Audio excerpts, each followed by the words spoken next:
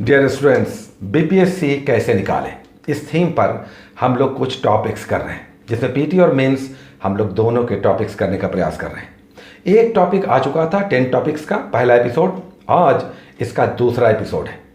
इस तरह के 4 एपिसोड्स टोटल आ चुके हैं, लेकिन अब उन्हीं एपिसोड पर नंबर दिया जाएगा जो आपके टॉपिक से रिलेटेड होंगे, और बीच बीच में जो मोटिवेशनल या इंफॉर्मेशन बेस्ड टॉपिक्स आते हैं उस पर हम लोग एपिसोड पर कोई नंबर नहीं देंगे, ताकि आपको पता चल सके कि जो नंबर डाला हुआ है वो दरअसल टॉपिक वाला एपिसोड है।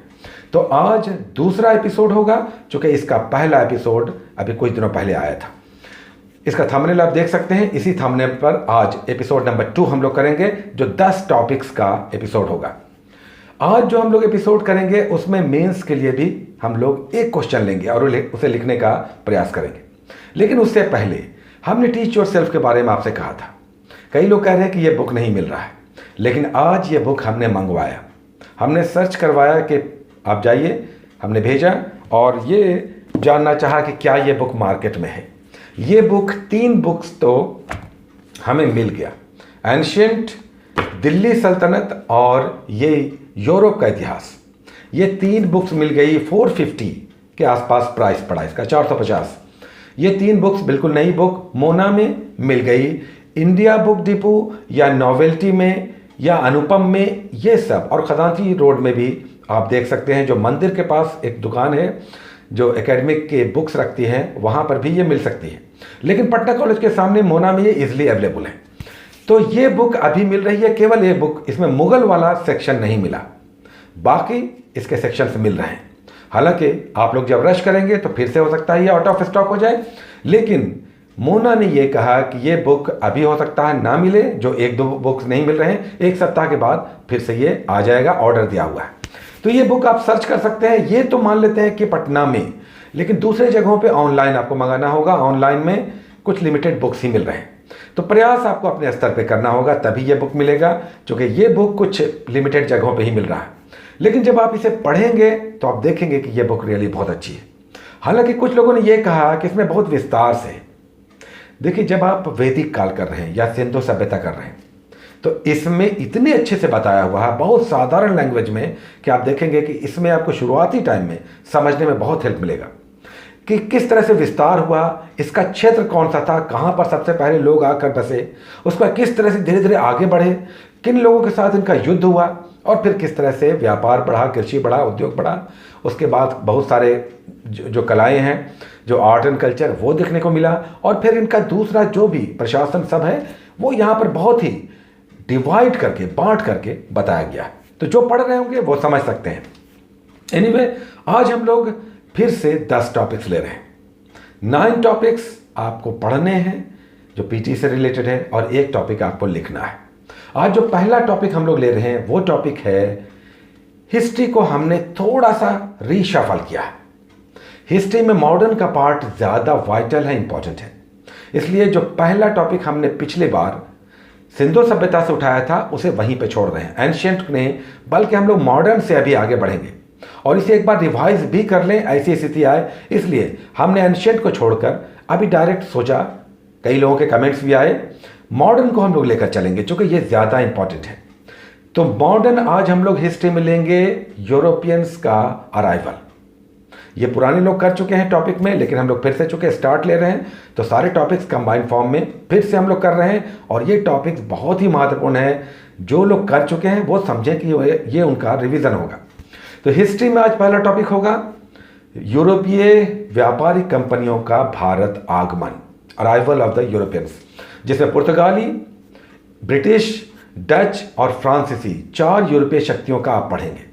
ये आए कौन, किसके नेतृत्व में आए, किसके साथ युद्ध हुआ, कहाँ पर इनका हेडक्वार्टर था, क्या ये व्यापार करते थे, क्या क्या इनके साथ मामले हुए, किस देसी रियासत के साथ इन्होंने युद्ध किया, किसके साथ संधियाँ की। तो ये सब डिटेल्स आप यहाँ पे लेंगे। जब पहली बार ब्रिटिश आए तो किससे आकर मिले, उस वक्त मुगल काल था, तो ये सब डिटेल्स आप यूरोपियनों का आगमन में, आज पहला टॉपिक बहुत इंपॉर्टेंट टॉपिक है। पीटी और मेंस दोनों पॉइंट ऑफ व्यू से इंपॉर्टेंट है, और इसे आप टीच योरसेल्फ में पढ़कर देखें। ये अगेन आपको देखेंगे कि आप ज़्यादा, आपको अच्छा लगेगा, कुछ बहुत अच्छे फैक्ट्स उसमें मिल जाएंगे। लेकिन आपको हमने क्राउन और लूसेंट कहा है, तो आप क्रॉन और लुसेंट से ही पढ़ सकते हैं, या कोई दूसरी बुक है तो आप उससे पढ़ लें। यूरोपियनों का भारत आगमन टॉपिक ये है। दूसरा टॉपिक ज्योग्राफी में हम लोग करेंगे, हम लोग ब्रह्मांड कर चुके हैं, तो अब करेंगे सोलर सिस्टम, सौर मंडल। ये बहुत कुछ टॉपिक मिल रहा, आरआरबी एनटीपीसी का भी हम लोग टॉपिक्स कर रहे हैं, तो उसके साथ मैच कर रहा है, चूंकि दोनों हम लोग साथ लेकर चल रहे हैं। तो ज्योग्राफी में आज दूसरा टॉपिक होगा सौर मंडल, सोलर सिस्टम। ये एक बार हो चुका है, पुराने लोग कर चुके हैं, तो इसे आप रिवाइज कर लें, या आपके पास टाइम नहीं है तो इसे स्किप करके आप दूसरे टॉपिक को, इकोनॉमी के या मेंस वाले टॉपिक को आप करें।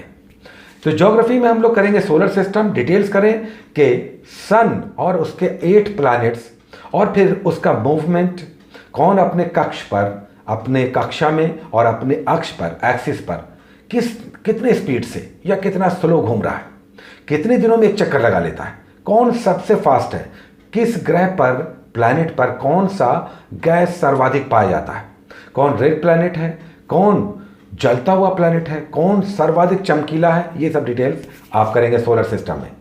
उसके बाद तीसरा नेक्स्ट टॉपिक पॉलिटी का हम लोग करेंगे। इंडियन पॉलिटी में, राजनीति शास्त्र में हम लोग कर चुके हैं पहला पार्ट, भारत का संवैधानिक विकास। रेगुलेटिंग एक्ट से लेकर 1853 के चार्टर एक्ट तक हम लोगों ने किया है। आज हम लोग संवैधानिक विकास का, यानी भारतीय संविधान की पृष्ठभूमि 1858 से लेकर 1947 तक के भारत शासन अधिनियम करेंगे। ये तो वेरी वेरी इंपॉर्टेंट है। 1858 का भारत शासन अधिनियम, गवर्नमेंट ऑफ इंडिया एक्ट, उसका 1861, 1892, 1909, 1919, 1935 और 1947, ये सारे एक्ट्स आप करें, ये आपका हो गया। 3-4 पॉइंट सब में हैं, बहुत इंपॉर्टेंट।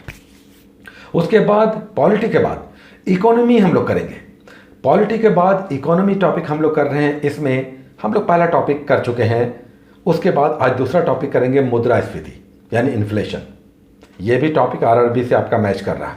इन्फ्लेशन छोटा टॉपिक है, इकोनॉमी में तो बहुत सारे टॉपिक्स नहीं हैं, लेकिन ये सब टॉपिक एग्जाम में आते रहते हैं।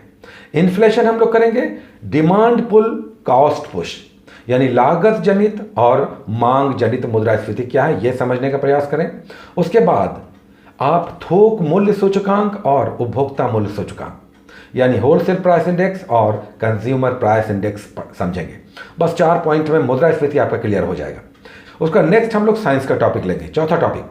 साइंस में फिजिक्स हम लोगों ने गति मोशन किया है। आज केमिस्ट्री में हम लोग करेंगे पदार्थ की प्रकृति, नेचर ऑफ मैटर। इसमें क्या करेंगे, इसमें केमिस्ट्री का ये पहला ही टॉपिक है, तत्व, यौगिक और मिश्रण। उसके धातु, अधातु, उपधातु। उसके बाद इन मिश्रणों को हम कैसे अलग करते हैं ये जानेंगे, पढ़ेंगे। तो एलिमेंट्स, अब हाइड्रोजन तो गैस है ये, उसके बाद आप जल, यौगिक है, वाटर, लेकिन मिट्टी क्या है, हवा क्या है, सोडियम क्लोराइड, नमक क्या है, तो ये सब समझने का आप प्रयास करें। सोडियम क्या है, अगर केवल सोडियम की हम बात करें तो ये क्या है, धातु, अधातु, या हम कहें जर्मेनियम या सिलिकॉन, ये क्या है। तो ये दरअसल तत्वों की प्रकृति जो है, वो पदार्थ की प्रकृति, उसमें आप केमिस्ट्री में पहला टॉपिक, इसमें बुक में हम पेज नंबर दे रहे हैं, आप समझ के पढ़ सकते हैं। उसके बाद छठा topic, next topic VVI, India year book. India year book यानी जो इंडिया भारत 2019 है, ईयर बुक जिसे कहते हैं, जिसे इंडिया ईयर बुक कहते हैं, जो भारत सरकार का पब्लिकेशन डिवीज़न छापता है। इसमें से आज हम लोग चैप्टर नंबर 2 और चैप्टर नंबर 3 लेंगे। पेज नंबर 8 से लेकर पेज नंबर 30 तक आज हम लोग इंडिया ईयर बुक करेंगे। ईयर बुक हम फिर से आपको दिखला देना चाहेंगे, ये आपका 2019 का है, सबसे लेटेस्ट। तो ईयर बुक आपको रखना चाहिए। कुछ लोग कह रहे हैं कि पुराना है, ईयर बुक पुराना नहीं होना चाहिए, क्योंकि ईयर बुक जाना जाता है लेटेस्ट डेटा के लिए। कहाँ पर खनिज का कितना उत्पादन हो रहा है, कहाँ पर किस कृषि में का कौन सा प्रोडक्ट प्रोड्यूस हुआ, कौन सारा व्यापार किस देश के साथ हुआ, और कौन सारा जो तत्व था, कौन सा व्यापार किस देश के साथ हुआ, किसका हम लोगों ने व्यापार किसके साथ अधिक किया, किसके साथ इंपोर्ट मैक्सिमम किया, डिटेल्स, ये सब आपको यहाँ पर एकदम लेटेस्ट डेटा दिखाई देता है। तो पुराना नहीं होना चाहिए। 2016 पुराना हो जाएगा, 2017 भी चलेगा, बट ये भी थोड़ा सा हम कहेंगे कि टफ हो जाएगा। 18 चलेगा, अगर आपके पास 18 है तो चलेगा, लेकिन 2019 होना चाहिए, क्योंकि हम लोग जब इतने अच्छे से कर रहे हैं तो ये आपको बिल्कुल लेटेस्ट रखना चाहिए। देखेंगे हम लोग कि किस तरह से तांबे का, लोहे का, सोना का, गेहूं का, चावल का, चीनी का कहाँ कितना प्रोडक्शन हो रहा है, कौन टॉप पोजीशन पर है, ये सब यहाँ पर आपको देखने को मिलेगा। तो ये करेंगे। पहला जो टॉपिक नंबर 2 है उसमें राष्ट्रीय प्रतीक है, यानी भारत के झंडे, तिरंगा, राष्ट्रगान, राष्ट्रगीत, उसके बाद कैलेंडर हम लोगों ने कौन सा कब अपनाया, ये राष्ट्रीय जो नेशनल एम्ब्लेम है वो आप यहाँ पर सिंबल्स जानेंगे। तो ये छोटा सा बिल्कुल 2 पेज का है मात्र। उसके बाद जो तीसरा टॉपिक है वो है राजनीतिक संरचना। इसमें बहुत सारा जो पॉलिटिकल सिस्टम है उसका डिटेल्स है, यानी कार्यपालिका, विधायिका, उसके बाद बहुत सारे जो संसद की समितियां हैं वो, उसके बाद मंत्रालय, उसका विभाग, ये सब डिटेल्स यहाँ पे दिया हुआ है। तो पेज नंबर 30 तक इसमें आप करेंगे। याद रखें कि अगर आपने पहला टॉपिक इंडिया एयर बुक से किया तो उसमें आपने किया होगा भारत की भू आकृति और भारत के लोग। कितना इंपॉर्टेंट इसमें फैक्ट था, किस तरह से भारत का भूगोल बताया गया था कि किस तरह से भारत की भौगोलिक स्थिति, पर्वत, पहाड़, मैदान, उसके रेगिस्तान, उसके बाद प्रायद्वीपीय क्षेत्र, द्वीप, और फिर भारत के लोग, 2011 की जनगणना, और सारे डिटेल्स बहुत ही फैक्चुअल और ऑथेंटिक। ये आपने पहले टॉपिक में पढ़ा, बहुत इंपॉर्टेंट। अगर आपने पढ़ा तो आपने देखा होगा कि ये सारे डिटेल्स, भारत की तटीय सीमा कितने लेंथ की है, भारत का सबसे साउदर्न मोस्ट को कौन है, और अगर पूरे कोस्टल एरिया को मिला लें तो कितनी दूरी आ जाएगी, ये सब डिटेल्स यहाँ पर दिया हुआ था पहले टॉपिक में। आज हम लोग टॉपिक 2 और इसमें टॉपिक 3 कर रहे हैं इंडिया एयर बुक में, पेज नंबर 8 से लेकर 30 तक। उसके बाद नेक्स्ट जो हम लोग का टॉपिक है, बिहार में यूरोपियनों का आगमन। देखिए, हम लोगों ने नेशनल लिया हिस्ट्री में, अब बिहार में यही टॉपिक मॉडर्न हिस्ट्री हम लोग बिहार में कर रहे हैं।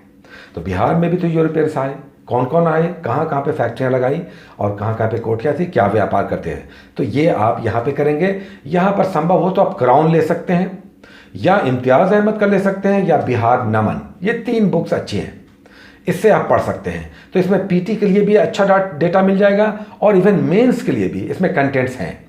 हालांकि मेंस के लिए बिहार स्पेशल में कुछ और बुक्स आपको लेना पड़ेगा, मतलब ये कि 2 बुक्स कम से कम रखना होगा, इम्तियाज़ अहमद और क्राउन का आप रख सकते हैं। और जब एग्ज़ाम का टाइम आएगा तो कुछ मार्केट में आने वाले नए कुछ गाइड बुक्स हम लोग नहीं लेंगे मेंस में लिखने के लिए, लेकिन अभी आप चाहें तो इम्तियाज़ अहमद और क्राउन की बिहार स्पेशल ले लें, या क्राउन और बिहार नमन ले लें, कोई 2 रखना पड़ेगा मेंस पॉइंट ऑफ व्यू से। एनीवे, इसमें हम लोग कर रहे हैं बिहार स्पेशल में, जो हम लोग का टॉपिक बिहार का स्पेशल है, उसमें हम लोग बिहार में यूरोपियनों का आगमन कर रहे हैं। उसके बाद एक ज़िला हम लोग कर रहे हैं, ज़िला में आज हम लोग मुंगेर करेंगे। मुंगेर ज़िला भागलपुर से लगा हुआ ज़िला है, बहुत इंपॉर्टेंट, गंगा के किनारे का एक बिहार का प्रसिद्ध, महत्वपूर्ण और राजनीतिक रूप से भी बहुत ही सक्रिय ज़िला मुंगेर करेंगे। उसके बाद करंट से हम लोग करेंगे, एक करंट का टॉपिक रेगुलर करेंगे, हालांकि ये रिपीट हो रहा है, आप कर चुके हैं, पुराने लोग कर चुके हैं। प्रतियोगिता दर पर नया वाला अभी नहीं आया है, 2-3 दिनों में आ जाएगा, यानी मई महीने का पीडी 2-3 दिनों में आ जाएगा। तो हम लोगों के पास अभी अप्रैल है, तो वैसे लोग जो नए जुड़े हैं बड़ी संख्या में हैं, या पुराने लोग रिवीजन करेंगे, तो अप्रैल महीने का राष्ट्रीय घटनाक्रम हम लोग करेंगे आज पीडी में। और जो लोग कर चुके हैं और ये समझ रहे हैं कि हमारा रिवीजन अच्छा है तो स्किप कर जाए, दूसरे टॉपिक करें। लेकिन जो नए हैं वो लोग पीडी का अप्रैल मंथ का राष्ट्रीय घटनाक्रम, पहला ही टॉपिक है पीडी का, वो करेंगे। और उसके बाद लास्ट टॉपिक, 10वां टॉपिक, जो मेंस का है, राइटिंग का है, लिखने का है, ये आज हमने इंडियन पॉलिटी से लिया है। जीएस पेपर 2 में पहला पार्ट जो होगा वो इंडियन पॉलिटी से होगा, राजनीति शास्त्र। इसमें आज टॉपिक हम लोग ले रहे हैं राज्यपाल। राज्यपाल, गवर्नर हम लोग करेंगे। क्या करेंगे, इसमें क्वेश्चन होगा राज्यपाल की शक्ति और अधिकारों का वर्णन करें। अगर इसे पूरा क्वेश्चन बनाना होगा तो ये क्वेश्चन होगा बिहार के संदर्भ में राज्यपाल की शक्ति और अधिकारों का वर्णन करें। और इसमें टेल होगा कि राज्यपाल का पद क्यों विवादास्पद है। तो इसे आप समझ लें, इसे आपको लिखना है। तो लिखना यह होगा कि बिहार का जो भी राज्यपाल है किसी भी स्टेट के, गवर्नर, उनकी शक्तियां क्या हैं उनके अधिकार क्या है, स्व विवेक का अधिकार बहुत इंपॉर्टेंट है गवर्नर का, और उसके बाद बिहार के संदर्भ में कि बिहार के कुछ प्रमुख राज्यपाल कौन कौन से हुए, और उसके बाद आप बताएंगे कि विवाद क्या हो जाता है। क्योंकि राज्यपाल गवर्नर जो होते हैं वो सेंटर के रिप्रेजेंटेटिव होते हैं, तो प्रायः राज्यों में विपक्षी सरकार होती है और केंद्र में दूसरी सरकार होती है। केंद्र के ये प्रतिनिधि हैं, तब यहाँ पर कॉन्ट्रास्ट होता है और विवाद पैदा होता है, विशेषकर बहुमत साबित करने के संदर्भ में, या कुछ और भी मामलों के केंद्र से रिलेटेड कुछ मामले हैं, जैसे लॉ एंड ऑर्डर का मामला, उसमें भी राज्यपाल अपनी बातें रखते हैं और विवाद पैदा होता है। तो आप इसे करेंगे बिहार के संदर्भ में राज्यपाल का पद क्यों विवादास्पद है, या एज ए होल राज्यपाल का पद क्यों विवादास्पद है। तो इसे इस तरह से डील करेंगे कि ये केंद्र के प्रतिनिधि हैं। दूसरा, इनका स्व विवेक का जो अधिकार है वो इन्हें कई बार विवादास्पद बना देता है, क्योंकि यहाँ पर बहुमत वाले को न देकर कभी कभी छोटे दल के नेता को भी सरकार बनाने के लिए ये कॉल कर लेते हैं। तो ये सब डिटेल्स आप करें नेट पे। आप अगर समझ में नहीं आ रहा है तो आप यूट्यूब पे जाएं, राज्यपाल की शक्ति और अधिकार आप टाइप करें या बोलें, आपका बहुत अच्छा इसमें डिटेल्स में सब कुछ आ जाएगा। तो ये हो गए 10 टॉपिक्स। इसे आपको करना है 3 दिनों का टाइम मिलेगा। अभी चूंकि 10 टॉपिक्स दिए जा रहे हैं तो आपको टाइम 3 दिनों का मिल रहा है। तो आज के 2 दिनों के बाद, आज हो गया 12 तारीख, तो नेक्स्ट टॉपिक आपका 15 तारीख को आएगा। आज 12 हो गया, नेक्स्ट टॉपिक आपका 15 तारीख को आएगा। इस बीच में ये 10 बड़े और महत्वपूर्ण टॉपिक्स हैं, इसे आप करें। आप देखें कि बीपीएससी आप कैसे नहीं निकालेंगे। ये आप दिल से निकाल दें कि आपको कुछ समझ में नहीं आता, हम कैसे बीपीएससी निकालें, लेकिन हम निकालना चाहते हैं। अगर निकालना चाहते हैं तो सबसे पहले आप माइंड मेकअप करें कि आपको बीपीएससी निकालना है। जिस दिन आप ठान लेंगे उस दिन आप आधा निकाल चुके हैं।